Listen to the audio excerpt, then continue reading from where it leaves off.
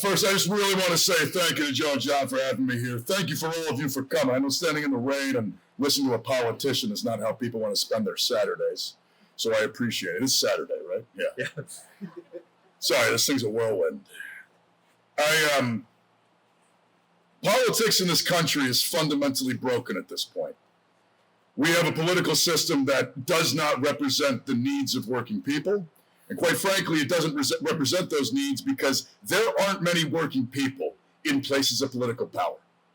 One of the biggest problems we have is we have a lot of folks who have spent decades as politicians who have never once had a callus on their hands. These are people who do not understand that when you write and craft policy, when you implement policy, it has a real material outcome for people in the real world. And for those of us that live down here, for those of us who watch our wages stagnate while we see the price of goods and services go through the roof, those of us who watch our healthcare system collapse because it is not built to provide healthcare, it's built to pad the bank accounts of some health insurance company CEO, those of us who watch a collapsing public education system, who are watching the collapse of, frankly, the infrastructure of this nation that we need to continue functioning, we all see this happen and we suffer the consequences. For us, it's not words on paper. It's not a theory. It's a real thing. The town that I live in, Sullivan, has about 1,000 people in it. I grew up there. When I was a kid, I knew folks who you could have one job. You could have one job year-round, and that was enough. I knew folks who, if you sterned on a lobster boat in the summer, plowed driveways in the winter, did some carpentry, did some wreaths, that was also enough. Enough to raise a family. Enough to send your kid to school. Enough to own a home. I knew clam diggers that put their kids through college. We aren't asking for handouts. We're asking for our hard work to be enough. Because that hard work that my neighbors have done, that my family has done, that Mainers have done for generations, we didn't stop working hard. In fact, many of us work harder now. I got those same neighbors who have those seasonal gigs, they have to pick up jobs now at Home Depot or Walmart just so they can have enough money to make rent or put food on the table. Or they take a job they hate in an office so they can get health insurance. That didn't happen on accident. And that didn't happen because it was just supposed to. It happened in my lifetime. I am 41. I have watched in my lifetime that exact hard work that all of us do cease being enough anymore. And that happened because we have a political system that has been built by establishment politicians who year after year, decade after decade, pass policies and laws to make sure that the rich get richer and the rest of us have to work harder to make sure that it happens. We broke the unions in the 80s when Reagan broke PATCO. We have NAFTA. We've had right-to-work laws creeping across this country. We have a National Labor Relations Board that no longer even functions, and even when it did, it barely showed up for labor with unfair labor practices. That happened because those people in places of power, they knew one thing, and it's the one thing we all know too, which is that when working people are organized, they have the power to advocate for themselves. That when we have collective bargaining rights, we can show up at the table and tell those that want to exploit us that that's not going to fly, because that gives us power. Power that we need now. Because we have entered a phase of American political history that I think looks a hell of a lot more like the 1880s or the 1930s or the 1960s than it does the last 40 years. It is an age of political power. And power in the society comes from two places: organized money or organized people. And we all know that the money is organized. And it has bought our political system. It's why so many of us and our neighbors and our friends and our family have been convinced for years that politics is the theater that we see on TV. They have convinced us that these campaigns that cost tens of millions, hundreds of millions of dollars, that billionaires can buy and sell at their own whim, that's what politics is. It's politicians that come from a class of people we will never recognize, who get a ton of money and tell us that they're the only ones that can represent us because they're competent. They've got a special last name. They've got a special college degree. They've got some special business background. They're the ones that are worthy.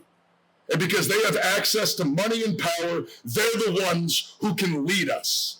We have been told that that's what politics is, and that is bullshit. That is not what politics is.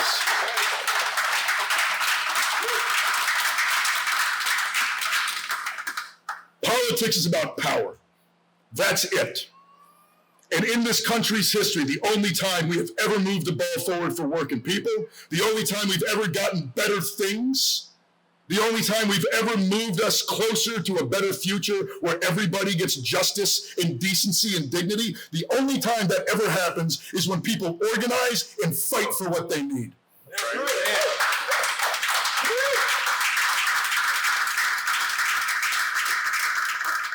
Yesterday was May Day. And May Day isn't a random day.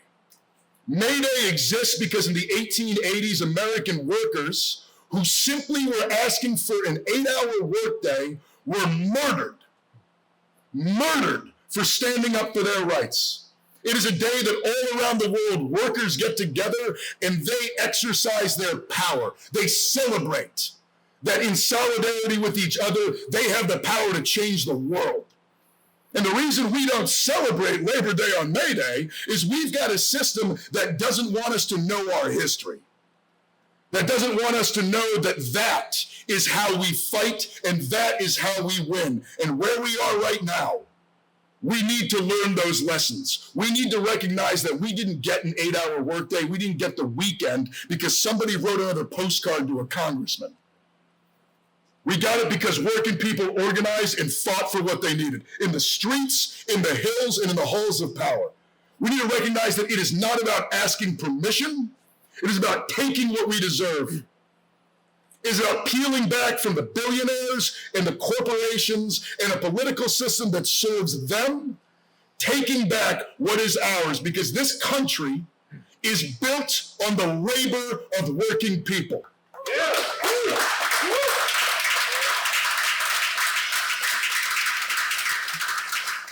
This is not about Republicans and Democrats. This is not about left and right. We have a political system that needs all of us pointing fingers at each other so we don't point fingers in the only direction that matters, and that is up.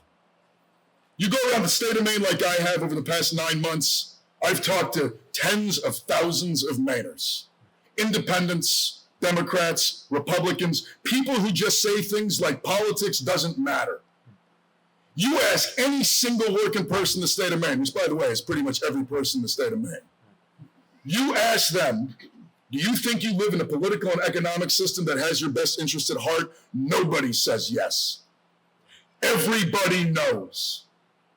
Everybody knows because we see it every single day in the struggles and the indignities that this system makes us live through. Everybody knows that it's the rich and the powerful that keep all of this going the way it's going. And we got to figure out how to build common ground again with each other. And I will tell you, in my experience, the way that we do that is we just talk about the fact that the hospital is closing. We talk about the fact that communities in the state are dying because young people can't even afford a home to live in. We talk about the fact that nobody even has time for their community anymore because people are taking on so many extra hours that they can't even show up to spend time with their friends and their neighbors. We often lament the fact that our communities, our neighbors, our relationships, that they are dying. And everybody comes along with the story that it's because it's social media or it's because of politics. Or because I'll tell you why it is because we do not have time and energy for each other anymore. And the reason we don't have that time and energy is because a bunch of establishment politicians took it away from us. That's why. 40 years of policies passed year in, year out to make sure that the working people of this country begin to believe that they don't have the power to advocate for themselves. That time is over. Here in the state of Maine, in 2026, in this race, we have an opportunity. We just beat the establishment of the Democratic Party. We just went up against an entrenched political system that fought us tooth and nail, that came down, ripped my life apart.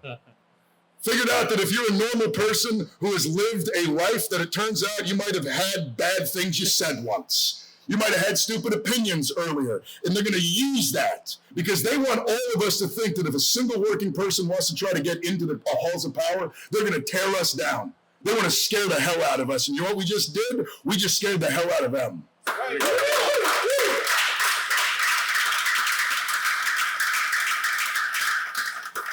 Next up is beating the hell out of the establishment of the Republican Party. And we're just going to keep doing this. Susan Collins is the epitome of an establishment politician that shows up for her donors and not for her constituents. She has one of the highest performing stock portfolios in the Senate. She has been in political office and government power her entire life. She has barely held a real job. I'll tell you, there's never been a callus on her hands. Today, many of the reasons we struggle here in Maine, the reason that we watch our communities fall apart because Medicaid and Medicare got cut last spring, because Susan Collins and the Republican Party thought that giving tax breaks to billionaires and corporations mattered far more than supporting rural health care. She's the reason. We need to not just get rid of Susan Collins, though. We need to show the nation that this is the politics of the future. That working people who have been divided year after year after year by a polarized political system, that we're actually going to wake up. We're seeing through the nonsense now. And we're realizing that it's only in each other that we're going to build the solidarity necessary to take back our politics and take back this country for working people. Yeah.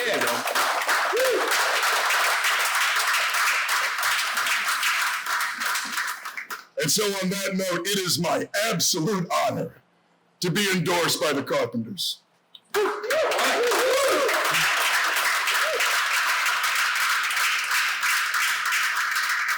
And I look forward to working closely. I want to just say this. For years and years and years, Democratic politicians have showed up to unions and they've come to meetings and they've said, I want your support.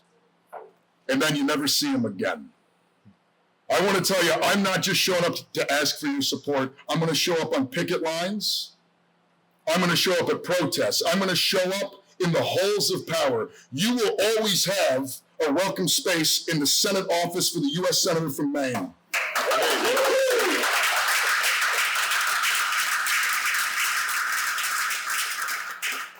And we're going to make the lobbyists that work for corporations, they get to talk to the interns. Thank you all very much. Thanks, guys.